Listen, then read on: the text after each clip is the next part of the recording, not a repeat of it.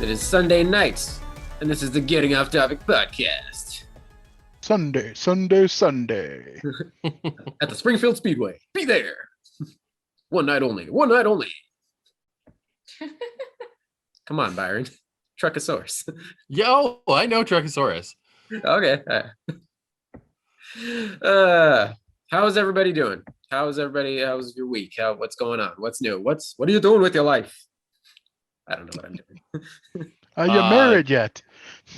Started a new job this week. That was good. I haven't worked in like a year, so felt good to be a participating member of society again.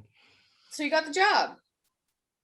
Yeah, it's I'm bartending at Schilling Cider House in Portland, Oregon, which is Schilling Cider Company's flagship cider location or That's retail. It's not the retro gaming place that you applied for. No, right? I didn't get the job there, unfortunately. But well, you're fired. Get off the podcast. Yeah. I feel like I would rather be a patron of that place, anyways, long term. So Better, a place of joy rather than a job. Makes sense. We were talking before you got here. Meg blazed through God of War 3 remastered. Oh wow! In like 1 week. Yeah, and is now on to Okami. Is it? Yeah. Yeah. We'll Okami, see how far I get. The original or the HD version? HD on Okay. PS4. That's the best way to play it, honestly. Yeah, I'm not sold on it just yet because I feel like it's just rehash of like a Legend of Zelda story. Yeah, I mean that wasn't really a mistake that they were going for that. So No, Okay. like ancient evil that's reawakened, and so you have to spring back into action and Yeah. defeat it for the 100th time. I originally played it on Wii with the motion controls. Yeah. That was an interesting version because I of all mean- the like drawing and stuff. Yeah. Uh, I don't know how I like the gameplay with the drawing stuff, so I may give it a shot, but I'm kind of like meh about it so far. But I only played it for like an hour, so I would say definitely it's something that grows on you definitely over time. So I'd give it a couple more hours before you decide to yeah, abandon it. sure. Cool. Todd, what about you? What you playing? Same shit as always. Playing Dota 2 like usual. Playing some Warhammer. Total War Warhammer 2 is the main game I'm playing right now. I've also been playing a little bit of Loop Hero, which is really fun. A little indie like 8-bit type game. It's an RPG where you you're trying to the world has been destroyed by this necromancer being, and your memories have all like gone away, and you have to like slowly remember the world and rebuild it. So also And- like Legend of Zelda. Kind of. Yeah. Like Breath of the But Wild. you start in this like blank void. Like you're literally in a blank void, and you just continuously go around in a circle fighting monsters, and Cool. I saw. Well, speaking of indies, when I loaded up the laptop today, the Epic Game Store fired off a notification for the free games that they're pumping out. I didn't even know that they rotate their own free game giveaways too. They pretty much do a new free game twice a month, Yeah. regularly. Usually, like they're always doing that. So if you come back every 2 weeks, there's usually a new game. Yeah. So there was one I ended up clicking on and grabbing it. And I deleted the email confirmation. I forget what it was, but I forget the name of it. But it was some little indie title. Oh, The First Tree. And it looked cool. It kind of reminded me of what was Legend that? of Zelda. No. Kind of like, what was it? Flower on the PS3 or PS4. Flower, It looked very minimalist graphics, but it's like open fields, and you're like a little forest, like a fox, and you're like searching for your family, and just kind of running. It's a little exploration title, but it looked like, oh wow, this looks like a very like peaceful game to play. Like you watch it. it's more like than a you get in Yeah. It's a very Journey sounding game. If you That's what Journey, it that is, was the one. Journey. Yeah, Journey. That was the one I was thinking about. Yeah. So the studio that did Journey also did Flower and Right. Flow back in the day. Gotcha. I also really liked a game similar as Abzu. It's Abzu. Abzu. It's effectively Journey but underwater. Very Everything simple. is very wild, similar. but this Journey, Yeah. but this. Like, Well, because like Journey Journey once is a very specific type of game. It's very Yeah, unique in its yeah. genre. there's no dialogue. It's very music based. There's little to no concrete gameplay. But actually, I like those experiences. Journey is there's a reason it's a classic, and it's I've played it through so many times just because it's good. it's funny. I'm Oh, go ahead.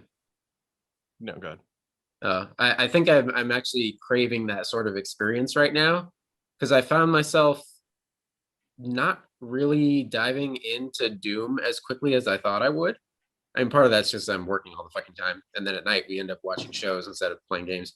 But like it was fun for a little bit, and I'll finish it. But I think just right now I'm like Meg finally finished like for now playing Stardew Valley. Like she did everything she really needed to, and so she moved on to Garden Lord and stuff. But I found myself this morning craving the music, like that lo-fi, especially the winter music that just sticks in my head. I'm like, this is like I just need that in the background in my brain to like have a peaceful morning. And I'm like, oh man, I kind of miss her playing that all day. So funny. something chill, like one of these little minimalist exploration games sounds like what I need right now. I'm playing a few things. They're the games that I always play, like PlanetSide 2 and Destiny 2. Those games I play pretty much weekly for a couple hours a week, between 4 to 8 hours a week. I didn't picture you as a PlanetSide gamer. Oh, I love PlanetSide 2. I played PlanetSide 1 back in the day. Yeah, I played me too. PlanetSide 2 on PC Fair play. launch, and then I played PlanetSide 2 on PS4 launch, and then I came back to PlanetSide 2 on PC. Yeah, I like how you can sort of get lost in it, and I'm a multi-role type of guy, so I just pretty much try to do what needs to be done at the moment rather than just sticking with one class. And I like the consistency of like the perpetuation of the fight, where in most multiplayer shooters, you just play the same maps over and over and over again, and you're always going down the same hallways, and you're always getting the same kills in the same way, and it just becomes so stale. With PlanetSide 2, even if you're approaching maps, even if you're playing the same territories over and over again, you're always coming at them a different way because the flow of the battle always takes on a different structure.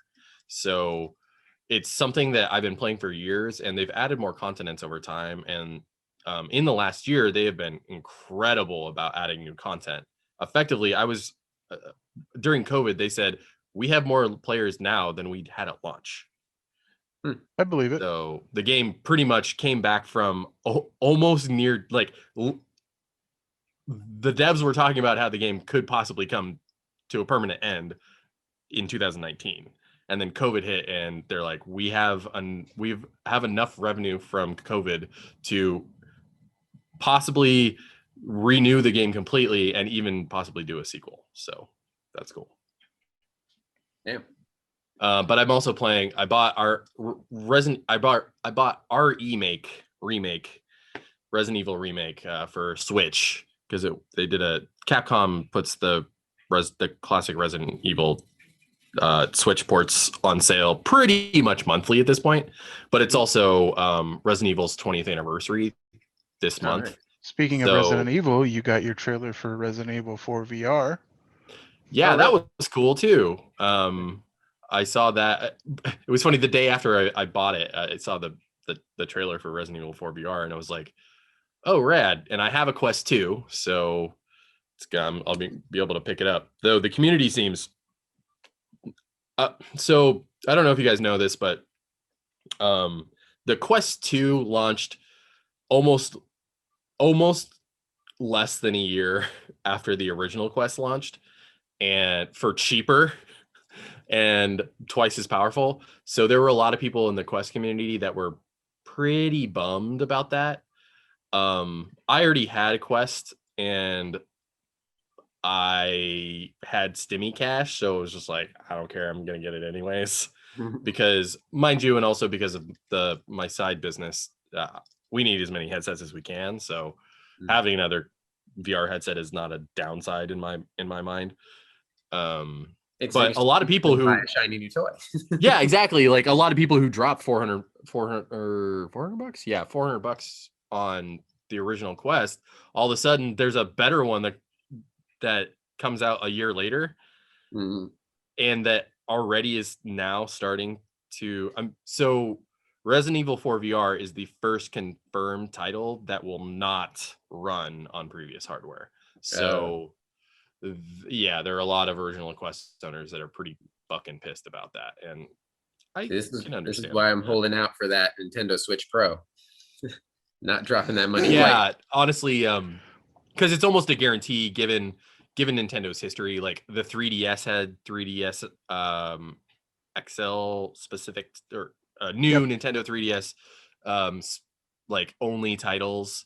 Or titles that ran so poorly on the original 3DS that you may as well not even purchase it. Yeah. Like I remember Xenoblade Chronicles was ported to 3DS, new Nintendo 3DS and 3DS, and the original 3DS version effectively the reviews were like, don't buy this version. Don't play this on the original 3DS because you're going to pull your fucking hair out. You're gonna have a bad time. So Nintendo's already done it. So you are right to not do that.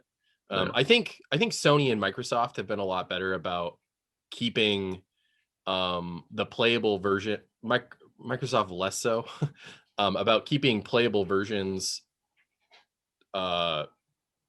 with the Pro versions, because like almost all PS4 games, if there's a Pro version, the base PS4 one runs pretty well too, with some exceptions. Like Control didn't really run great on base PS4s.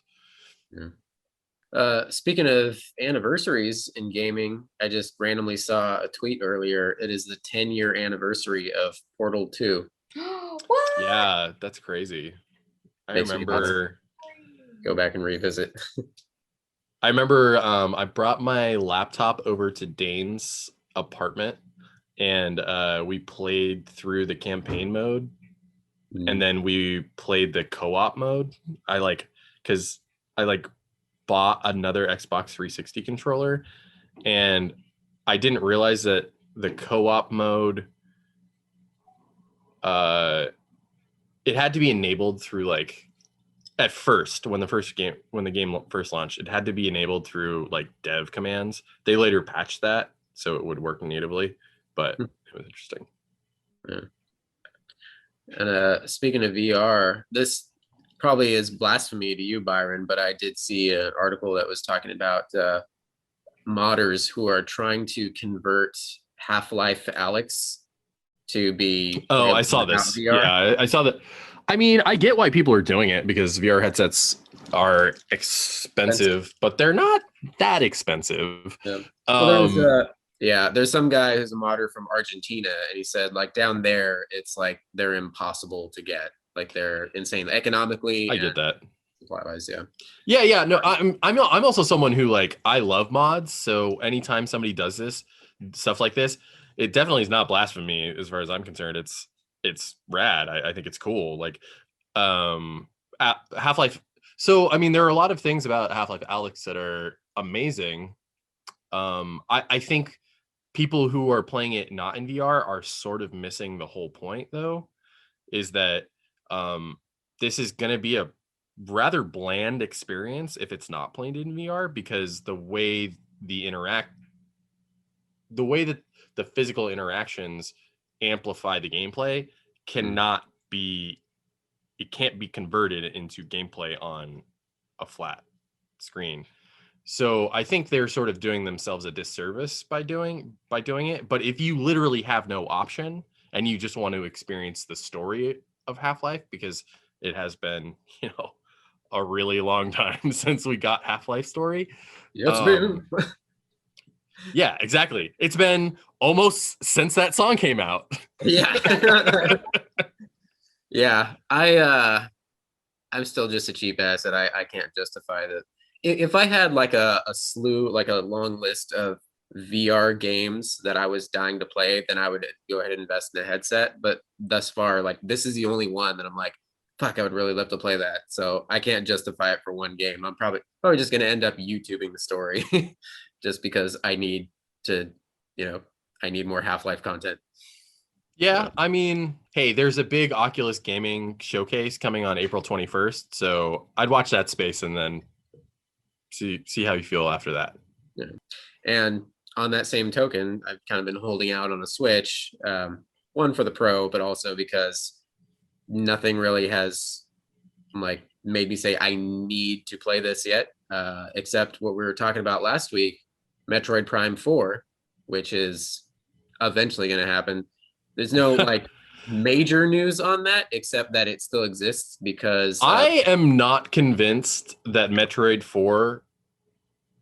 Prime 4 will be released for the Switch.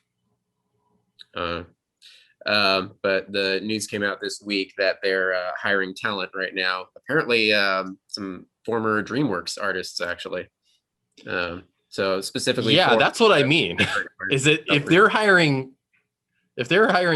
artists now, it's going to be a while. Yeah, I would say the game is at least 3 years out. So if it comes out on the Switch, it will be one of the last games available for the Switch. and the life cycle, yeah, maybe. And that's another reason why we've held off on the Switch at this point, is because it has been out for so long that the day that we bite the bullet or pull the trigger and get the Switch, like a month later they'll announce a new console. It's kind of what happened to us.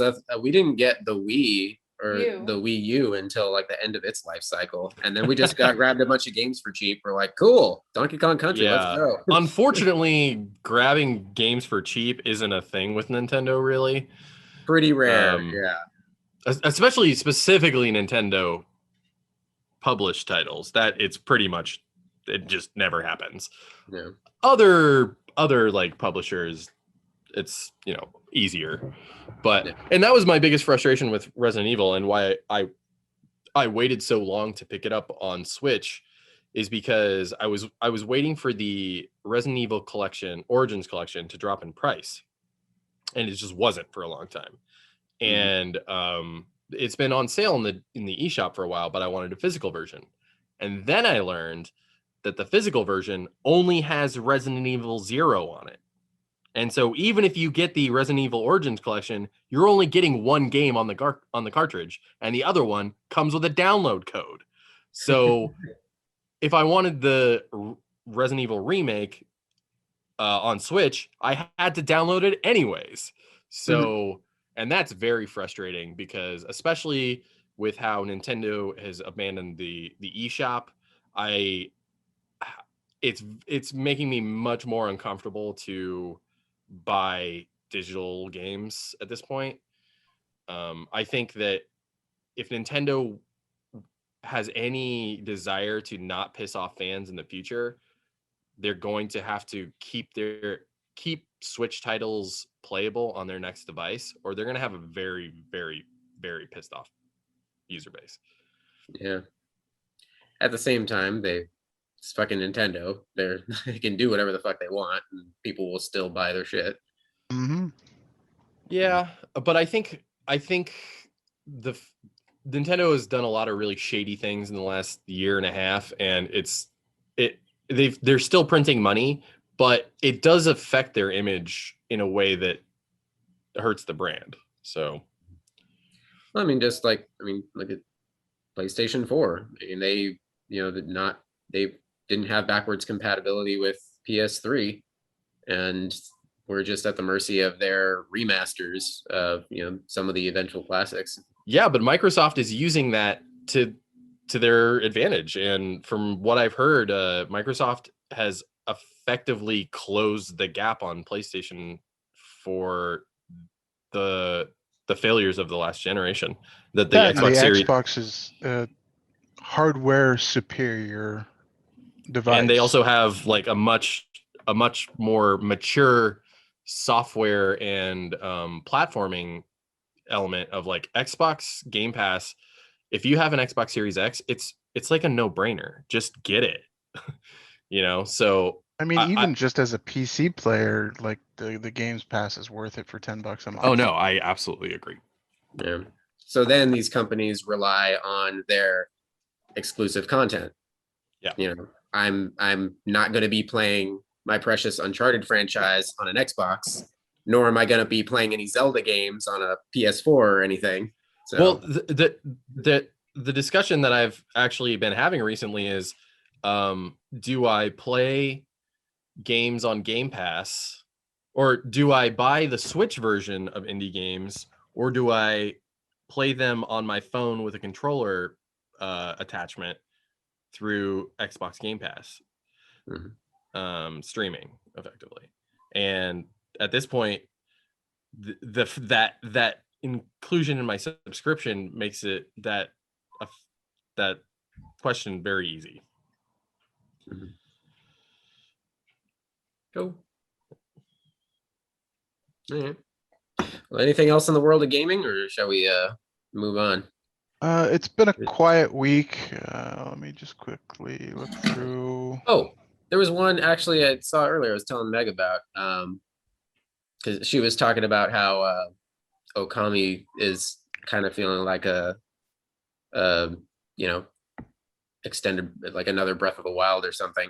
I randomly saw a little indie title that's in development right now. I know it's coming for the Switch, and I did see a Steam page for it too. I don't know about the other platforms, but I thought it was cool because it looked unique. It's it's called Aztec Forgotten Gods, and it's this little like indie action adventure kind of. The action looks very anime styled. I don't know, maybe it's going to end up being like a sort of ripoff of Horizon Zero Dawn. Thank you. Because you're fighting against these like giant mechanoid creatures or something, but what looks cool about it for me personally is it's all centered around this Latin American storyline. It's like this sort of like sci-fi fantasy futuristic world where like pretend that the Europeans never came over and conquered. So like this Aztec society is thriving, and now they're like this cyberpunk futuristic society, but still has that like classic art style and everything, like the old. And she's got a gigantic powered fist. Yeah, she's got a power glove, basically. That she is. It's so bad. Jumping around, beating the shit out of these giant like. I'm assuming it's sort of like Breath of the Wild style or Horizon Zero Dawn, where it's like these, maybe at one point they were guardians, but now they're just going around wrecking up the place and you have to stop them. So, but it looked like a fun indie title. And again, for the uniqueness of it, I appreciate it. Because so many times I hear like fantasy game and it's the stereotypical, or we always get a million different iterations of like the European medieval fantasy, or swords and sandals, or swords and armor, or whatever. But like it's it's Roman. Swords and sandals. That's like a name for a certain type of genre. Yeah. Gotcha. Yeah. Oh, I didn't know. Yeah, anything like anything in the Roman era and like before the like Dark Ages, medieval. Yeah, anything doing with like the Odyssey type stuff, like Greek or Roman mythology, and then Harryhausen movies. Yeah, there you go. Harryhausen, yeah. Those stop motion skeletons, and then like high fantasy, like you've got a million different like Skyrims, or like the Western European, just like swords and armor and dragons and shit. But this looks like something cool. I can't remember the last time I knew of a game that's like just like based in like Latin American lore, so I thought it was cool. Anyway, but it looks interesting. Yeah, not really my type of game, but definitely looks interesting. That's gonna be out in the fall. One bit of news that I did see this week, sadly, Amazon Studios is canceling its Lord of the Rings MMO that it has in development. That was supposed to be like a cross media thing with the TV show, right? That's correct. Unfortunately, the studio that was working on it for them was recently bought by the Chinese CCP's media empire arm, Tencent, and Tencent couldn't come to an agreement with Amazon, so Really? yeah, they Hmm. had to cancel it. That's interesting. Hmm. Huh. All So right. that's DOA. That's about it for gaming this week, other than the Portal anniversary. Games aren't supposed to be about politics. I Well, I mean, figured, it was Politics out of my games. it was less politics and more money, I think, because it's not like it's not like there weren't any rules that they couldn't do it, but it was more the fact that they couldn't come up with a dollar amount. Hmm. all right. Well, you know what's not going to stop? The fucking train of Star Trek that we're getting. Mhm. Byron, I believe you have a slew of updates from the world of Trek.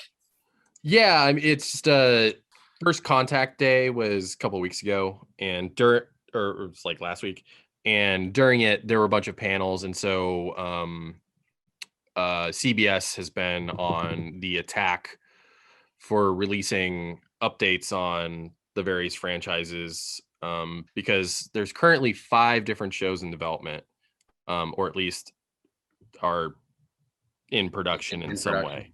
Yeah. And the only one we're getting this year is Lower Decks, which they showed a trailer for, but Oh, really? No Discovery 4? not this year. Hmm. It's probably going to be January. Mhm. I could be wrong about that, but I'm pretty sure they said the only one that we were getting this year was Lower Decks. There was a teaser for Discovery. Just a generic teaser, nothing special about it. Yeah, it was fine. There wasn't really any hint about what the larger storyline is going to be or anything. But a lot of the link that I sent you guys the other day was about interviews with people at Secret Hideout, which is Alex Kurtzman's production company, talking about what the franchise is going to look like over the next couple of years. I think they're taking an interesting.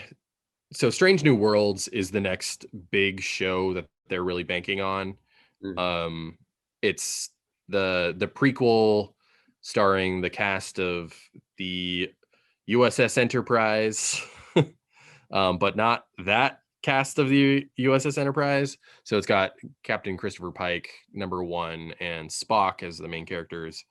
And part of that interview said that they're working on building the full set and making it a more clear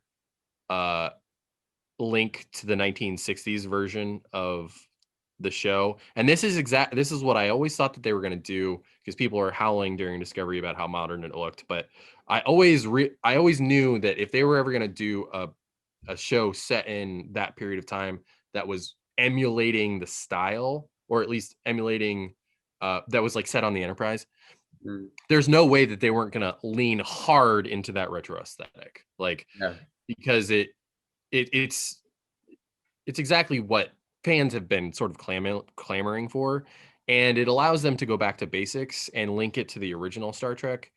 And I think what they're really expecting is that I would expect Star Trek Strange New Worlds to become the flagship show of the entire franchise for the next few years, because they're going hard into, he said that they're doing episodic storytelling. With overarching character stories rather than a big. The same way that pretty much TOS and Next Gen did. Yeah. And largely, Voyager too. And I think that's a good idea. I think the fans have been sort of clamoring for it. It's why the Orville did so well. It's because that's a specific type of storytelling, and there's a comfort in classic Trek that a lot of fans won't admit it, but it's why they go after it. The sort of like I don't have to be paying attention. I could put it on in the background type of story, you know. I think that's why we've been so much enjoying 15 fucking seasons of Supernatural. Why we've hung in there, because like I mean, me and Meg, like we enjoy the main characters enough to follow them on. I mean, same thing with like why in fucking high school I would pop on like a random X-Files DVD, because like those adventure of the week stories, those are just the best comfort food, you know. Yeah, it's the same reason. Yeah. I've been watching another Kurtzman show actually, Hawaii Five-0. It's the same reason I love that, is because you don't have to catch every episode. You can always just pick up whatever random episode is on TV, and you know everything that's going on because it's simple. There's a case at the beginning of the episode. There's an A plot. There's a B plot. That's all it is. And so I think there's a lot of nostalgia wrapped up in that style of storytelling. And I think Discovery, a lot of people hate Discovery. I said those people are dumb, but whatever. Yeah, Sure. no, I'm not one of those people. And I know that you aren't either, and Todd isn't. But I definitely see the appeal of just that comfort viewing. Just give me something, give me low stakes that get resolved in an hour. It's their antidote to the Orville problem. Like it is their answer, because the Orville has siphoned off a significant market share of viewers of Star Trek. And I don't really understand why, because I don't think the show is very good. But I guess I understand why people are watching it, but I don't understand why they like it. It could be just like the fanboy in me being like, get off my Star Trek lawn. Yeah, that's you. Yeah. That's 100% it. I think but I'm excited to see what they do with Strange New Worlds. I sort of have an aesthetic that I think that they're going to hit, because even in this article with they're talking to Akiva Goldsman, and he's saying that they're going back more to the 60s version of the sets and the costumes, which I think is a very good thing to do. And then there's updates on Picard season 2 about how they are focusing more on the storytelling and the structure of the storytelling. And I think that is a very, very, very good thing, because as we have talked about on this show in the past, I think by far the biggest failing in Picard season 2 was the structure of their stories, not necessarily the stories that they were telling. Yeah, I still love the crap out of it because it was, Picard, but it did get very plotty, muddy, kind of seems like Falcon and Winter Soldier. And it seems like Discovery has the same problems. And there is a new showrunner this year. Michael Chabon went off to do a television or a streaming adaptation of his book, The Amazing Adventures of Cavalier and Clay, with his wife, also on Paramount Plus. So he's totally tied up in that. So he's not involved he's involved with some script writing, but he's not the showrunner. They got an actual television showrunner to work on Picard season 2, and I think we're going to see a dramatic increase in the quality of at least the plotting of the show, which I think was its main issue. So that's good. I'm very, very excited to hear that. And they also talk about Q and how Q in his relationship to the franchise is, at least next gen, is really important. And then the stuff that I think is most interesting for the future of the franchise was the stuff about Star Trek Prodigy at the end of the article. Do you guys know what Star Trek Prodigy is? The animated show with animated Janeway, right? Yeah, and Janeway is actually an emergency training hologram. Oh, okay. So she's not really Janeway. She just looks and sounds and talks like Janeway. Gotcha. So I'm guessing these, and they revealed that the cast of the show are actually all aliens. None of them are humans. And so they stumble across this Federation ship and they go on adventures. But what they were saying in this article is that this show is actually a linchpin in their larger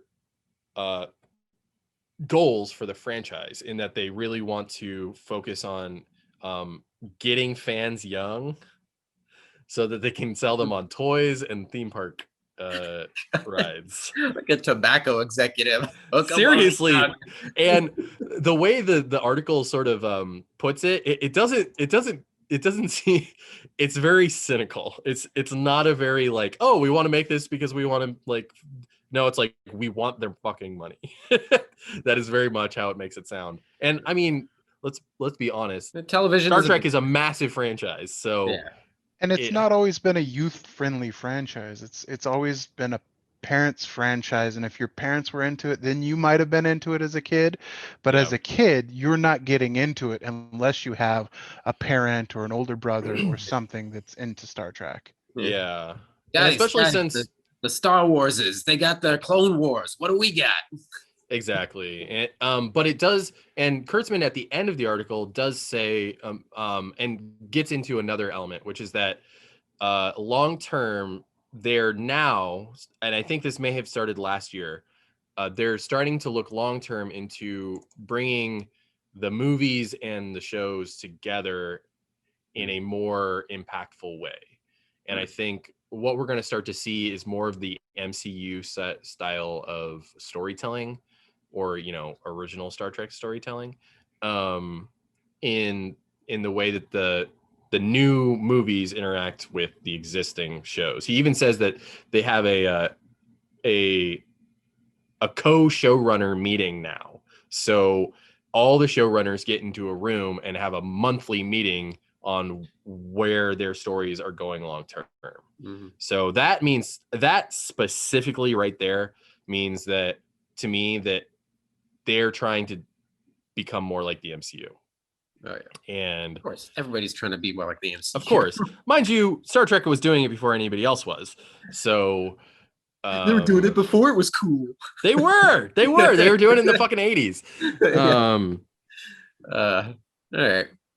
Oh yeah, we will have no lacking of Trek. Well, let's get to something that doesn't require 1,000 different branching franchises. Gabriel Luna, well, who's connected to the MCU, who's our awesome Robbie Reyes Ghost Rider in Agents of S.H.I.E.L.D. He is going to be playing Tommy, Joel's younger brother in the Last of Us HBO series. Just a little casting bit. That's cool. I like that. Yeah. I can see him in there. I mean, no matter what, I think that show is going to be. It's interesting. Yeah. So that means that they're going into the Latin origins of this version of the character, which I'm okay with. I don't care. That's fine. But there's going to be a lot of pissed off, like, stupid gamer pieces of shit. Yeah, we don't speak of them.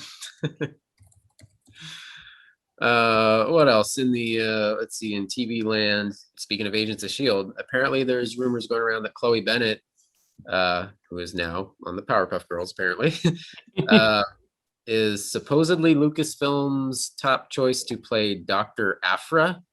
Oh, character. Yes, That'd be pretty cool. Fucking beautiful. All right. I've never heard of this character before. You haven't? Really? No, please explain. Oh, dude. Okay, so Dr. Aphra is a really So the character was introduced when Marvel relaunched their comics line. Right. Basically, that's the origin. And she was they brought her in as like a female indie type in the Darth Vader standalone comic. And she instantly became a fan favorite. I like her. I'm not as fervent in my love for the character as some people are, but I do appreciate it. But that's that's really good casting. Yeah, that's like perfect casting. From the image I'm seeing here, Chelly Lona Aphra is basically a rogue archaeologist who hunts down Jedi relics. Okay, I'm already fucking sold. Yeah. She has a pair of murder bots that just read the Darth Vader standalone from 2015 and you'll be sold. Yeah, the Alright. first few issues of it, and then her standalone from the same So year. Indiana Jones, but in Star Wars. Yep. In space. Nice. All And right. I guess she and- works for the Nazis instead and- of the. Yeah. What? And Why, are we Well, bringing up- she why works do for we always Vader. have to talk about Nazis? God damn it! Can we? She escape works- one She week? works for Vader. Oh, okay, right. Oh, is it another like she was an Imperial and Yeah, and she has these Okay. two droids that are like The best. they're the best because they're pretty much like murder droids. They're HK-47 in, HK-47s? but Killing- They're they're not in HKs. but Yeah. they're in like C3 and R2 form. Okay, blasting away meat bags. Imagine if C3PO was constantly talking about torturing and murdering people. Yes. Sounds amazing. Rad. Okay, I hope this happens. And speaking of Indiana Jones, last week we talked about Phoebe Waller-Bridge joining Indy 5. Now Mads Mikkelsen, Hannibal Lecter, will be co-starring in Indiana Jones 5. They haven't said they haven't revealed anything really plot-wise or character-wise. But Wasn't he in so they're just getting Bond characters now. yeah, the bad guy in Casino Royale. Yeah, bleeding from his eye. That was the first time I ever saw him in anything, was in Casino Royale. And he was Me too. amazing in that. Yeah, he's fantastic. Yeah, The first thing I remember him from though was Hannibal. Hannibal. Yeah, 'Cause I don't remember Casino Royale at all. that was a good show. It was intense. We never finished watching it. They did a final like a It third got season. bizarre. In the third season, like the first episode. Wait, I'm which like, show? Hannibal on NBC. Oh, It was okay. a Hannibal, Silence of the Lambs prequel. That's another Brian Fuller show. Brian Fuller. Yeah, Yeah. Yeah. And the only show he's ever, stuck with. yeah. That's like he's another guy that just he cracks me up because he goes from shit like Pushing Daisies, this Technicolor Dreamland, to fucking Hannibal, and it's like what's American Horror Story, dude, creator of American Horror Story, how he goes between that and fucking Glee to Nip Tuck. to yeah, Nip Tuck, yeah. Anyway, Those both of them, they have a lot of similarities in the styles of content that they go after. Not necessarily the content, but in the types of stories they choose to tell. yeah. They're very similar. Extreme lightheartedness to extreme gruesomeness, I guess. Yeah. Yeah. Brian Fuller Um, seems to have like a little bit more of like a humanist take on his stories. Yeah, I can see that. Oh shit. Oh, speaking of movies, Hollywood was pretty upset to hear that the ArcLight and Pacific theaters are shutting down. Yeah, the Cinerama, man. The Cinerama Dome. That place Don't was worry. impressive. It'll just reopen as a Spirit Halloween store. Like, honestly, it's- like Sorry. somebody else, that's what's going to happen. I mean, they're not going to let No, that's a flagship other s- theater. Somebody's yeah, gonna some pick other up. studio is going to I'm calling it now. Netflix is going to buy it. Oh shit. Hell, Tarantino himself might buy it. Yeah, because maybe. just the 70 millimeter projector in the Cinerama Dome alone is like, there's no way they're going to get rid of it. It's been there. Yeah, it's not gonna sit idle for very long. And I think we discussed on a previous podcast just recently that old standing law was done away with where they basically stopping studios from having exclusive movie houses. They had to, it was like Yes. equal opportunity for movies. That was Now struck down in 2019. Yeah. So it very well could become like a Netflix theater or a Oh, and Netflix has expressed interest in buying the Chinese Grauman Theater. So what's shit. just down the street from the Chinese Grauman Theater? Well, The Cinerama Dome. yeah. And I thought at first when I heard the news, I thought it was just the Cinerama, but no, it's the entire ArcLight It's the and entire Pacific yep. theaters. They're Mhm. all shut down for good. Well, Like, I they remember last time I saw so Pacific theaters, except like maybe 10 years ago in downtown San Diego. I don't know. they're not necessarily done for good. What happened is they've returned the keys to most of their locations, if not all of their locations, and they're going through bankruptcy right now, and they're Yeah. trying to renegotiate with their landlords. So technically, they could come back to the ArcLight and all their other properties, Mhm. but if rising rents are the main issue, I doubt that most of the landlords are going to actually give them any kind of break. Right. Yeah. All right. We'll see what happens, but yeah, I guess that's officially the first of the extended movie houses that have officially shut the doors. Well, supposedly the way they're wording it for now is shutting down for good, even though there may be hope in the future. But I wouldn't say they're a major chain, but they're also not exactly an indie chain either. mhm. Yeah, they're probably in the 4th or 5th largest theater chain in the country. But it's Okay. like pretty drastic from like this first, second, and third, and then to them. All right. Well, speaking of Netflix, I've never watched this personally, but I know it's a huge one for the world of anime. And Netflix has been making a point of like branching out into a bunch of anime properties or Is it adaptations. Castlevania? Well, Castlevania is coming back for a 4th and final season. Yes, we had the not the trailer, but the teaser with the artwork and stuff. Yeah, and then Jordan Vogt Roberts, who did Kong Skull Island and is still trying to get that fucking Metal Gear movie off the ground. But Netflix has hired him to direct and produce Legendary's live action Gundam movie. Nice. That, holy crap, that has been in. So they've been trying to make a live action Hollywood Gundam movie for like 30 fucking years. Yeah. Yeah, my brother was talking about that. Yeah, Legendary teamed up with Sunrise, I think at least a few years back, and they've been working on getting it off the ground. And so now I guess it's official. I think that's what he's going to be doing next. You know, I never really paid, but I really missed Gundam. I was more of a like a Robotech Macross Saga type of guy. Is it similar, like big robots, like big mechs or something? I mean, I don't even really know what the storyline of Gundam is. Okay. That's how little I know about it. It's But literally yeah, it's just that. It's giant big fighting mechs. robots that transform into planes. Okay, cool. Cool. One of those. Yeah, I just prefer the Robotech.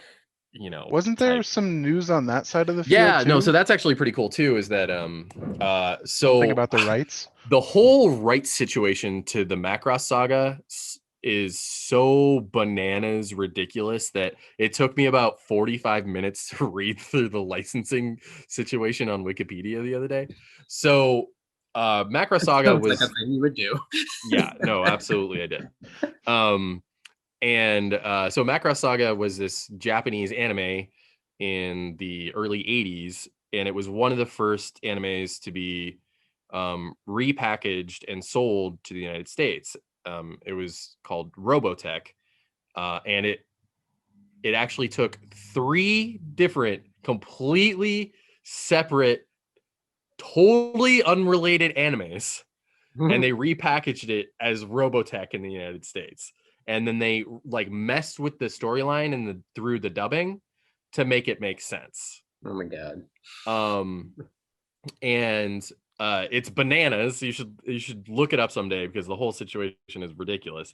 But then when trying to get it to the West, because of that snafu, one of the studios thought that they had the rights to distribute it in the United States, Macross, in perpetuity, and the Japanese license holders were like, absolutely not. Do you have the rights to do that in perpetuity? It was never that. That was never the. And so the two camps fundamentally disagree with the situation regarding the case. So Macross has effectively not been allowed to be distributed in the United States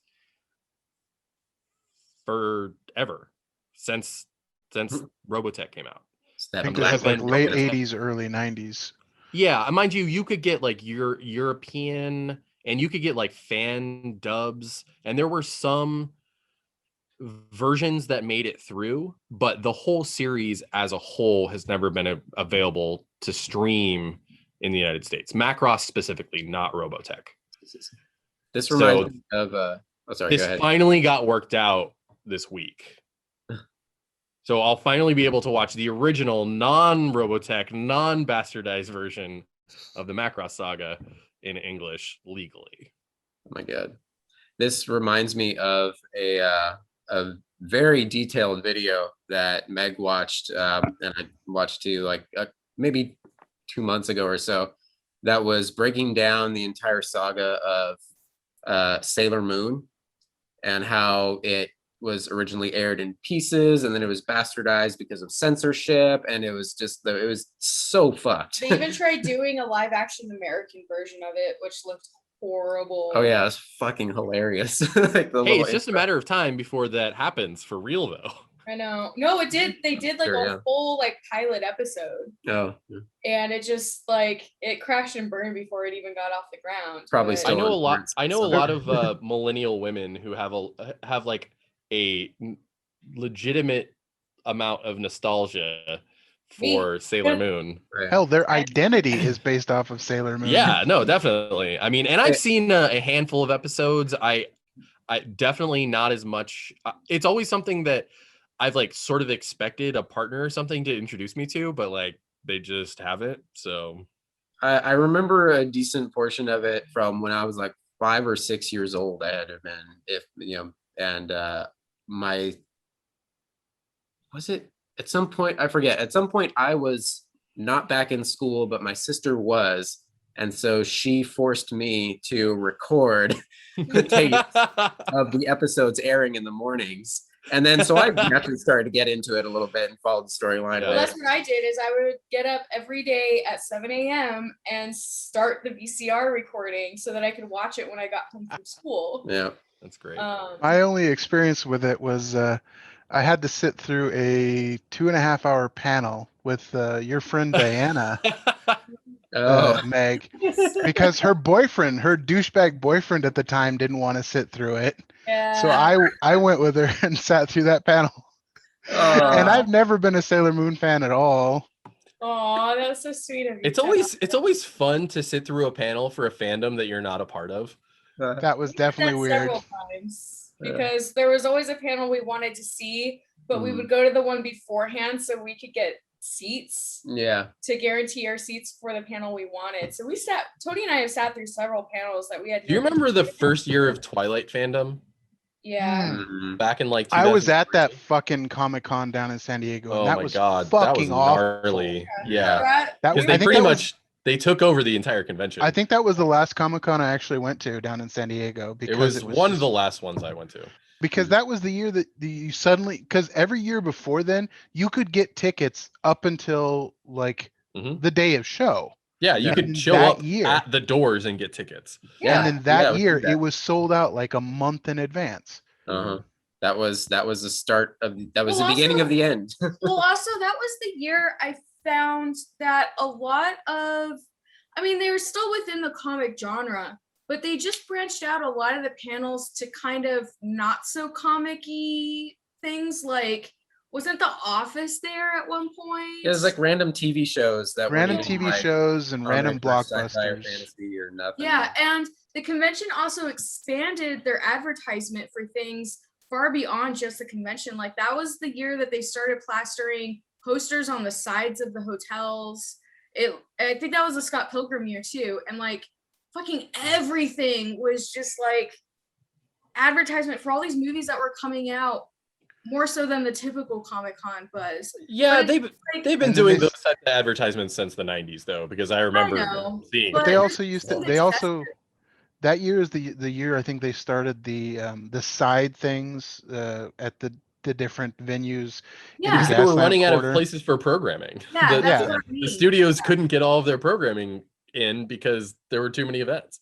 Yeah. Exactly. Oh, Scott Pilgrim, where we really learned that so much marketing did not equate to ticket sales. The thing is that they're marketing to the wrong people. These are all people that are planning to go see that shit because they're already fans. Yeah. You need to market to people that aren't fans, that aren't going to the conventions to see that You- shit.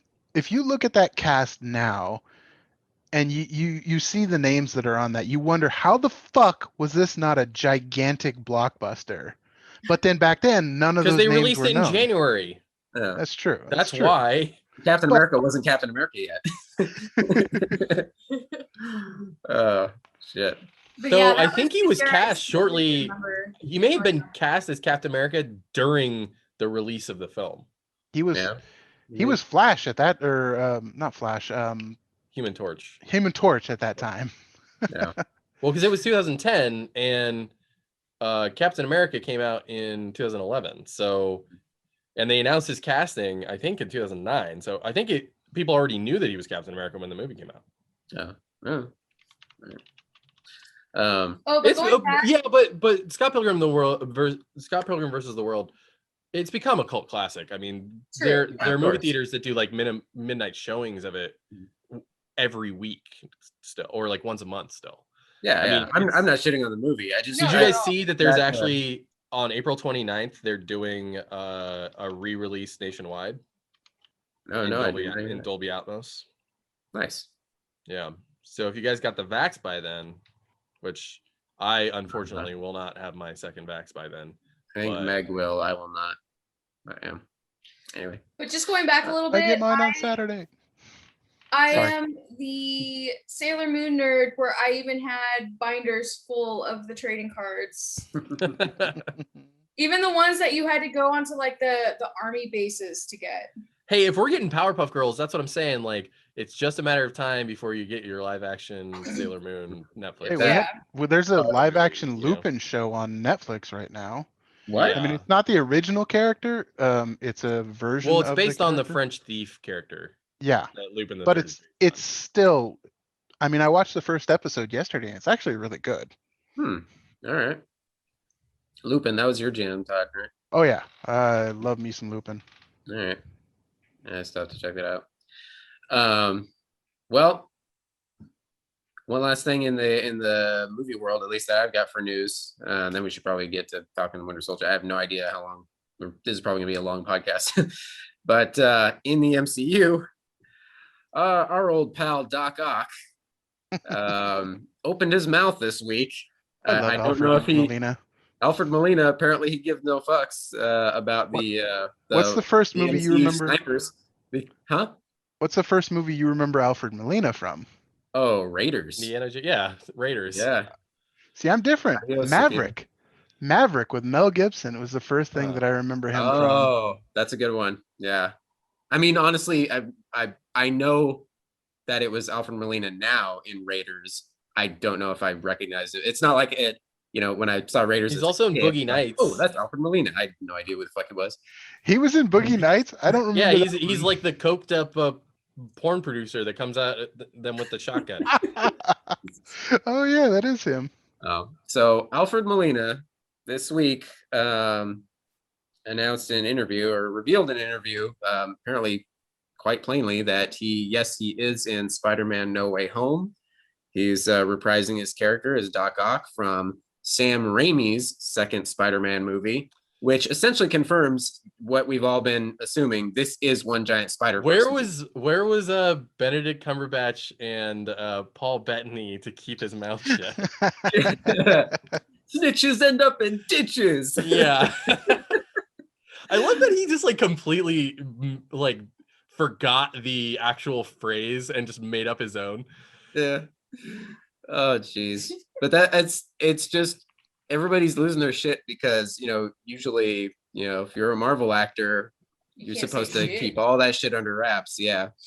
So, but no, he talked about it pretty extensively in an interview with Variety, and they were talking about they're interviewing from his role in Promising Young Woman.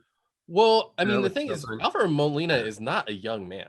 No. Like No, yeah. he was already older when he was in the movie 20 years ago. Yeah. So he was talking about that because they were asking him about it, and he said that was his biggest fear, like his hesitation of coming back when they asked him. And he talked to John Watts, the director, and he's like, "How are you gonna? Number one, I died. Like Doc Ock died in Spider-Man 2, and John Watts basically said like." In this universe, like no one really dies. And then he was worried about, well, I can't really, run and jump and punch things or whatever. But then he's like, oh yeah, like it's Doc Ock. The tentacles do all the work, you know. I just Yeah, kinda exactly. make He a mean just sort of face. hangs there. Yeah, I just kind of make a mean face and say something, and that's all I I mean, that's literally the plot of the Spider-Man game, is that these are devices designed for mobility. So yeah. Oh, and they actually say, he said, um, so he said, like, first of all, like, I'm 67, actually, he is now. And he wow. said, yeah, he said to John Thought he Watts, was like, older than that, actually, weirdly enough. no, yeah. But you know, still no spring chicken. He's like, yeah, I got kind of a bad back, and like, you know, look at my face. Like, I've clearly aged here. What are we doing? Is that part of the story? And John Watts, the director, again, he said, like, did you see what we did with Robert Downey Jr. and like Samuel L. Jackson? Like, come on, Yeah. like we got this. So I guess they'll do the de-aging for him. We've been de-aging people since Days of Future Past. Relax. Yeah. So yeah, that's he pretty much confirmed we're getting our live action Spider-Verse this Christmas, actually. Yeah, December 17th this year. Provided it doesn't get delayed again. Yeah, like everything getting delayed these days. Yeah. All right, get around to our Falcon and Winter Soldier. Yeah, let's do it. Hefty episode. Stuff did happen. It kind of It was the felt kinda longest like episode. yeah, and it felt like a light episode because this was kind of like It's a filler episode. it was the Oh, wait, yeah, wait. the One break last thing before- before we get into this. I just saw it. The Batman's Jim Gordon is coming to TV with his own HBO Max show.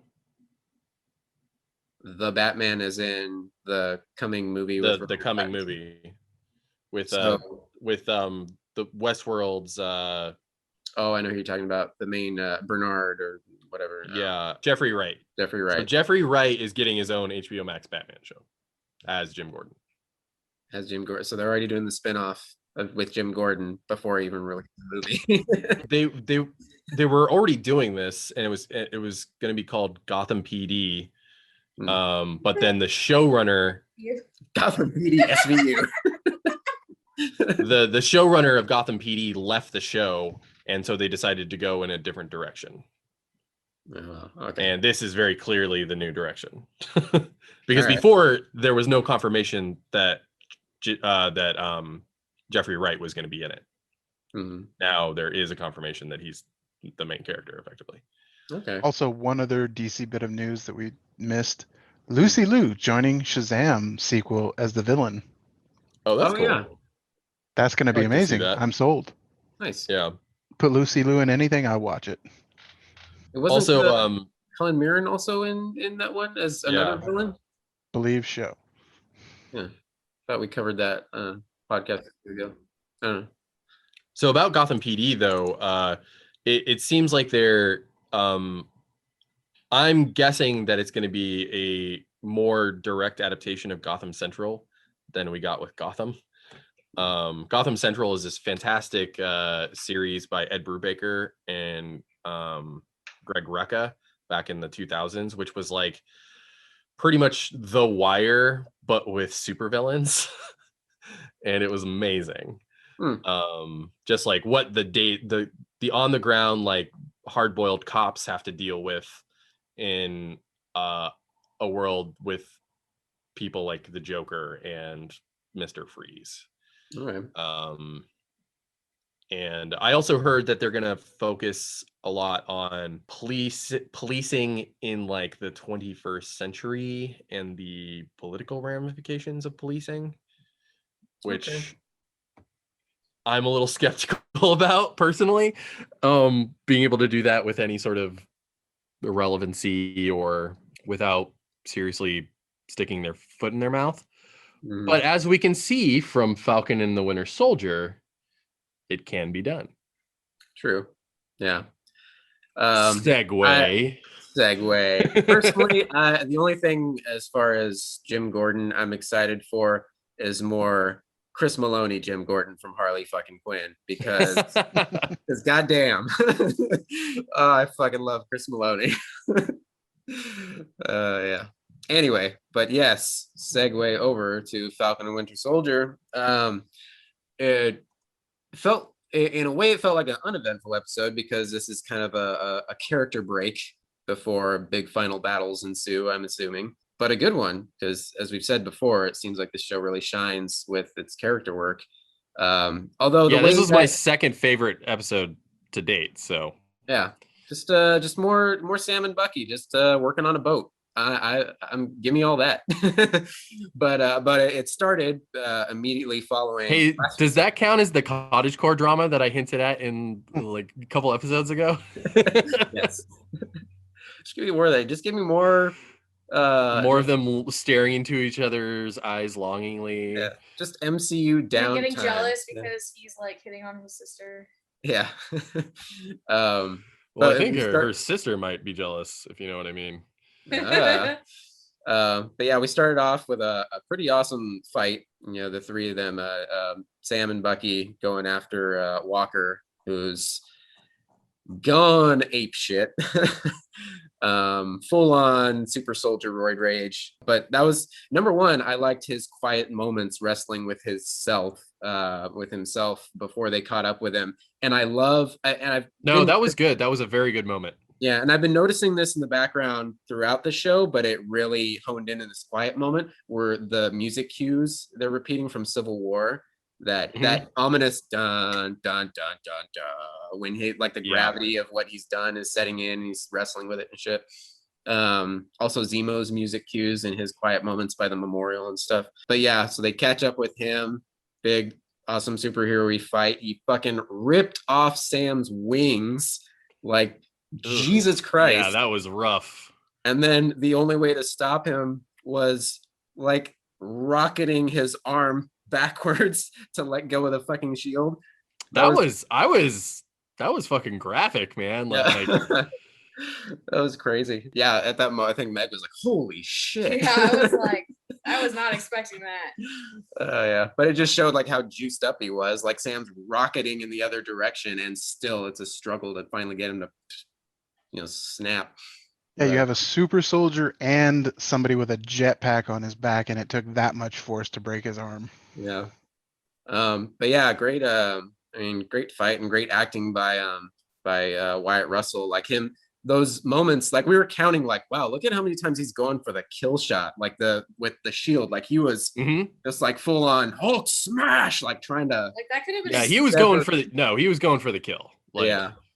If he had a chance to kill either of them, he would not have hesitated. Yeah.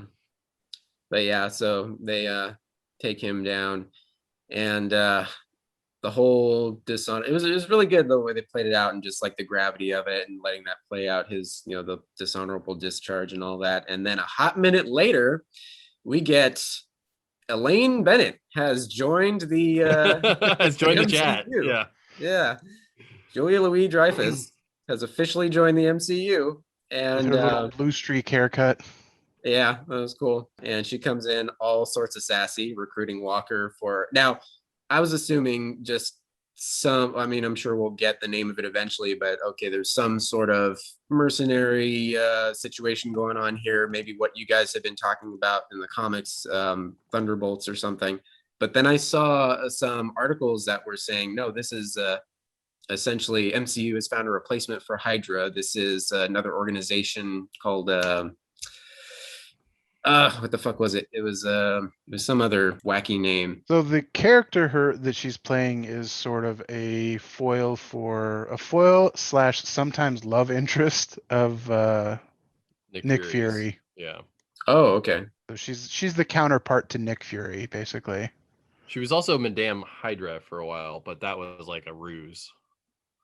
It was a ruse. With her and Fury. I wasn't able to find anything too concrete on I didn't recognize the character too much. And the storylines that she has been in the past, I didn't really recognize, other than like hearing that she was Madame Hydra and stuff like that. So they could really go any direction with her. Contessa Valentina Allegra de Fontaine. Yeah. Yes. You can call me Val. Yeah. But don't call me Val. Yeah. She was funny. Like, I liked that character a lot. Yeah, so some people are thinking Thunderbolts, some people are thinking she's the power broker, although additional scenes we saw, the brief scene we saw of Sharon this Oh, she episode. was in Leviathan. Leviathan. That was the Yeah. Okay. organization, yeah. And now late in the episode, we see Sharon again. I'm assuming making power broker moves. She was making deals with Batroc. Frenchie McKicks-a-lot. Yeah. Batroc the Leaper. Yeah. Mhm. Which, how crazy they bring back that character who was in like 2 minutes of the beginning of the Winter Soldier movie. It's just because it's an the Captain America throwback. Yeah. It's one of his regular villains. So Okay. Gotcha. So she's selling him some hardware, to which he delivers to the Flag Smashers. So Flag Smashers. Flag I'm sorry, I think that's such a stupid name. So I guess Sharon is playing both sides, or she has some way she makes out well by because allowing the Flag Smashers to do what they're gonna do. I'm guessing it brings them more into light, so they're easier to kill. Okay. Maybe. I don't know. Alright. That's what I'm. Hopefully we'll get an explanation.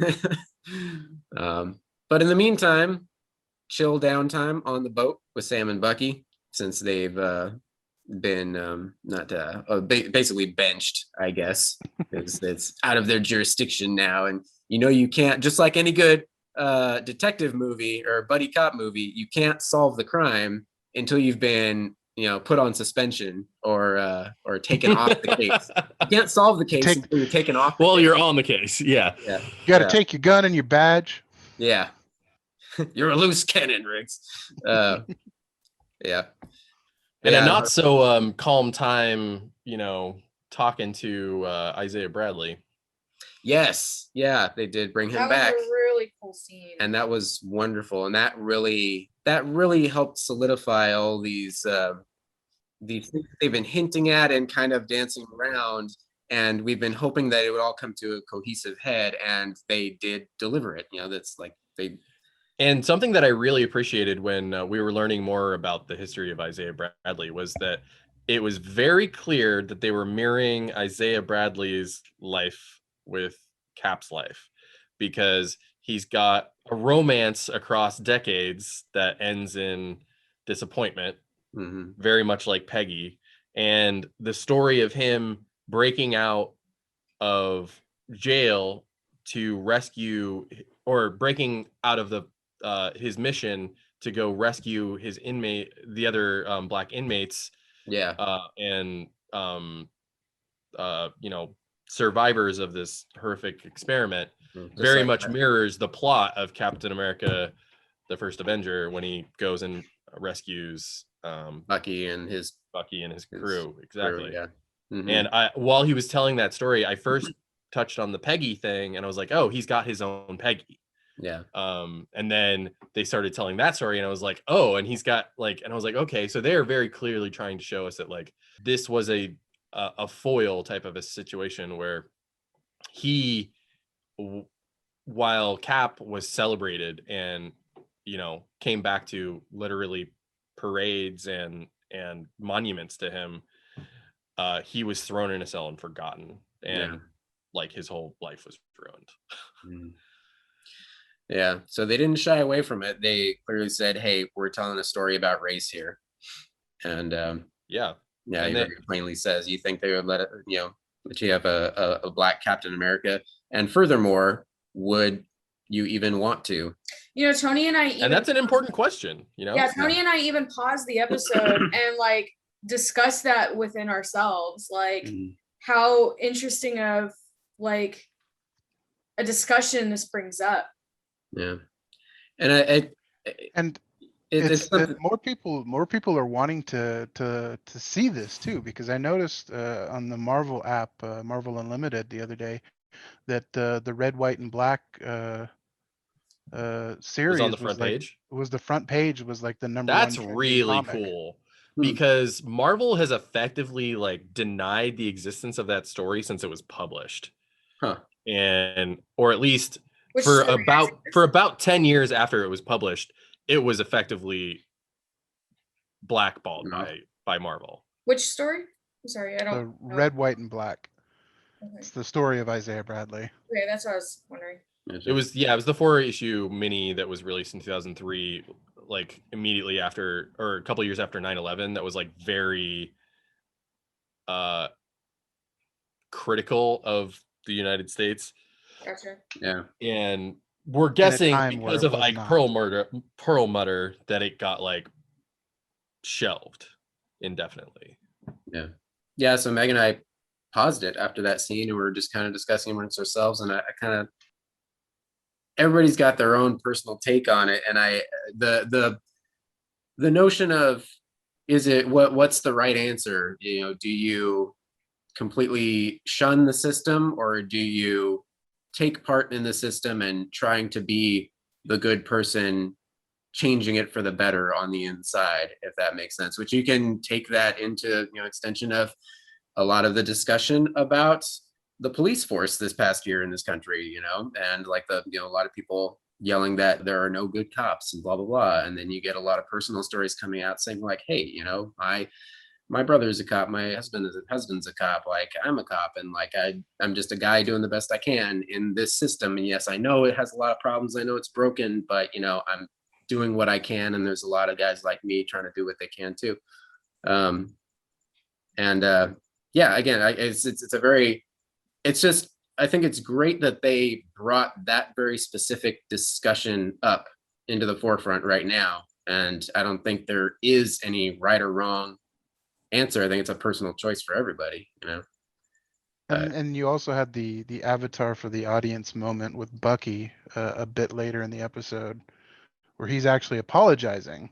Mhm. It's like, Yeah. Cap and I didn't realize what it means to give the shield to a black man, Yeah, and for that I'm sorry. That was important. I was surprised by that because I didn't think that they would acknowledge their role in that at all. I thought like the fact that Bucky had some sort of that he was lacking perspective. I didn't think that they were going to bring that up in the story at all, and I'm impressed that they brought that in, because sometimes, especially as a white man, I don't always realize that I have a lack of perspective, which is of course is absurd, but the things that we don't, the unknown known is the worst. And it's just, I was impressed. Yeah, for a show that was kind of iffy for all of us at the start of it, I guess kind of like WandaVision. Well, again, I was all in on WandaVision from the start, but no, like this, in the last couple episodes, this show has completely turned around for me, and it's become probably one of my new favorite things. Period. Yeah, we got not top 10, but like top 100 or something. Yeah. We got a lot of depth that maybe we weren't expecting, or maybe hoped for, but didn't expect. I was definitely hoping for it. I just did not think that they would deliver. Yeah, fucking Marvel, man. And we even had time for a glorious Rocky montage. Oh yeah, and that was like, and that was a very clearly a Rocky montage too. Yeah. Like they weren't pretending like this wasn't. Sam made my lazy ass. Should have just gotten Eye of the Tiger, honestly. Totally, yeah. Sam made me want to get my lazy ass and go out for a run. That's how that was. I did 20 push-ups right after, or sit-ups right after watching it, and then I got winded and stopped. Yep. That's what you do. Are you sure you even made it to 20, Byron? Oh, I definitely did 20. No, nothing like a good montage to get you montage temporarily motivated to move your body. And then I listened to that montage song immediately afterwards. Fucking montage. Always fade out at the end of a montage. What else was in this episode? The Dora Milaje coming for Zemo. And and Bucky and Zemo, and Zemo tells him, there's really only one option for her, and there's really only one option for you and me. And Bucky shows him, I'm not the same person. I don't have to kill. Yep. And albeit very dramatic fashion, but Yeah, no, I mean that dropping the bullets. Yeah, that was a bit much for me. I was just like, wait, Got a little bit. was he holding him in his hand the whole time? Like, it would have been. how was he holding the gun? It would have been just a little sweeter if they let Zemo actually comment on that and just kind of poke fun at him for being so dramatic, because that feels like that's what Zemo would have done in that moment. This version of Zemo, definitely. Yeah. But yeah, that was a nice little wrap up on Zemo, at least for the time being. Who knows? Yeah, well, and they said they're taking him to the raft. And supposedly nobody comes back from the raft, unless you have your buddy Cap to bail you out of that. Yeah, unless you're an Avenger, you don't come But back it's a from the great raft. place to meet other supervillains to potentially create some sort of other supervillain team. I started thinking about that, and I was just thinking, like, wow. I mean, I know they're not connecting. I know they've definitely not connected the Defenders, Netflix world or anything. But the last time that I heard about the raft was the last season of Jessica Jones, where her friend went apeshit and ended up on the raft as well. And that was the end of her story. Yeah. So I was trying to think, like, how many characters in the MCU are now just locked away? It's like trying to, like, the Flash, like the CW shows Flash, like all their metas go to Iron Heights, I think it is. So there's actually one of the biggest Marvel comics inciting events of pretty much the entire run of the Brian Bendis Avengers run, which was like almost a decade long, and which had Civil War, Avengers Disassembled, Civil War, Secret Invasion, all these like legendary Avengers storylines all started with Avengers Disassembled, with that just makes me think with the raft being blown up and all of the villains in the raft being let out. Oh shit. That's what led to the most impactful Marvel decade since like the 80s. Nice. Is the destruction of the raft. Disassembled just made me think of Short Circuit. No disassemble, Johnny Five. Disassemble. Yeah. Input. Yeah, so they could be setting up. I think they're setting up Thunderbolts with that. I've been saying it because Avengers are already disassembled. Yeah. So how do you think it's going to end? Oh, next week? Yeah. Well, I don't think they're going to kill Walker. I think that Walker is going to become either U.S. agent and or Nomad. Yeah. Speaking of that end credits bit with him kind of making his own shield. Yeah. Kind of mirroring Stark in the cave. The hammer. Oh yeah. Ding, ding. Yeah. That's funny. Yeah. That's not vibranium. Just some iron. This is not. Yeah, that's not vibranium. That's just like some scrap metal he found in his garage. Yeah. Just got like pieces of. He looked like a cosplayer, honestly. It's gonna take one punch from Bucky to buckle. Yeah, right. I think they're gonna kill Carly Morgenthau.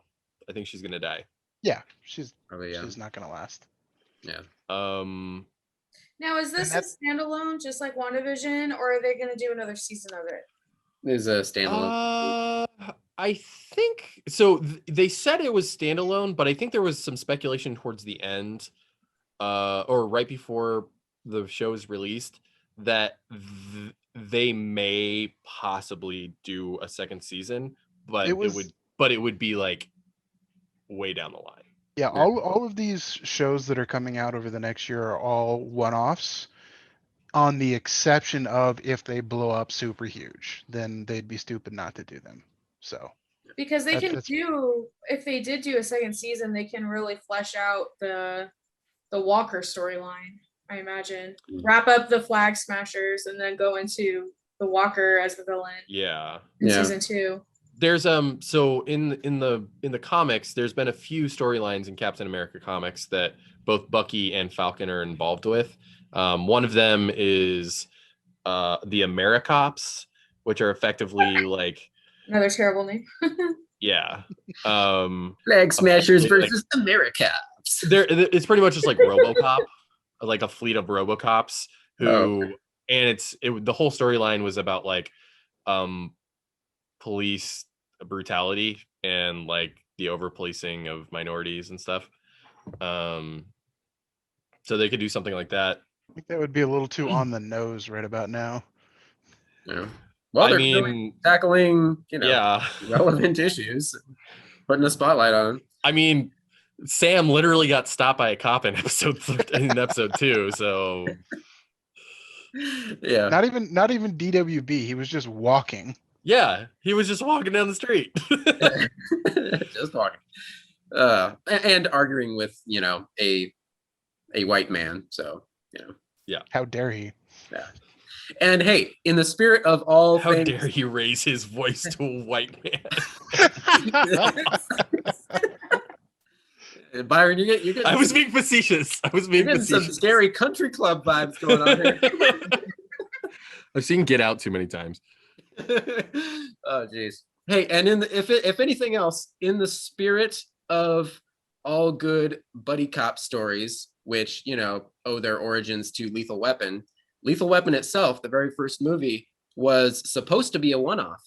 It was originally the final scene was Riggs like driving off out of town. He's like, well, we did Oh yeah, solve the case. And it's so weird because I've always thought of it as like a multi-film series. That it's weird to think that it was once just one movie. No, yeah, I had the Because I was obsessed with Lethal Weapon in like my early movie collecting days. But yeah, and the director's cut DVDs, all the behind the scenes stuff, you see the original ending was just like a very simple, like, well, yeah, we did the job and you're all right. You're right too. And he drives off in his truck out of town, and that's supposed to be in the story. And then they changed it after test screenings and everything. And they just realized like, no, these guys are cool. And they still weren't even planning on a sequel, but they just wanted to solidify that friendship. And so it ends with just him coming over for Christmas dinner, and that's it. And it's kind of like, okay, so it sets them up for buddies for life. So You want to eat dinner with me and be best friends? so in that same spirit, maybe Falcon the Winter Soldier is meant to be a one-off, but people demand more Sam and Bucky, and maybe we get some more. I don't know. Well, we're probably running over time like we always do. So anybody has anything left? Oh, I just found one bit of news that I forgot to mention. Just random movie news here. Ben Wheatley. I'm not familiar with him really, but apparently He was in the Bond reboot movies as Q. No, this is a different guy. This is a director, a writer director. Oh. Yeah, this guy, he's done some horror stuff. Oh, that's Ben Whishaw. Ben Whishaw, that's who you're thinking of. Yeah. Yep. Yeah. Also cool. But so Ben Wheatley, apparently they were interviewing him recently. He's done the press rounds because he just wrote and directed a horror film, In the Earth, which is in theaters now, whatever theaters are open. I saw the trailer. It looks kind of cool. It's a British kind of Blair Witchy, like people lost in the woods and getting attacked by some sort of ominous thing. But the main thing that attracted me to this article was that he also mentioned he is directing The Meg 2. Did you see The Meg? I did not. Giant shark movie? So You're not missing much. It's cool. Jason Statham versus Mega Shark, basically.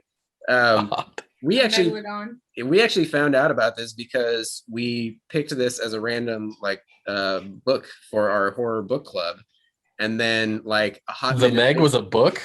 Oh, Yeah. It's a book series. It's a long series. Dear God. And then shortly after we found out that they're making a movie out of this, and we ended up going to watch the movie in theaters. Yeah, it's it's a big dumb shark movie. I remember actually I thoroughly enjoyed it because it's just a dumb popcorn movie. The books, Books aren't great. books aren't great.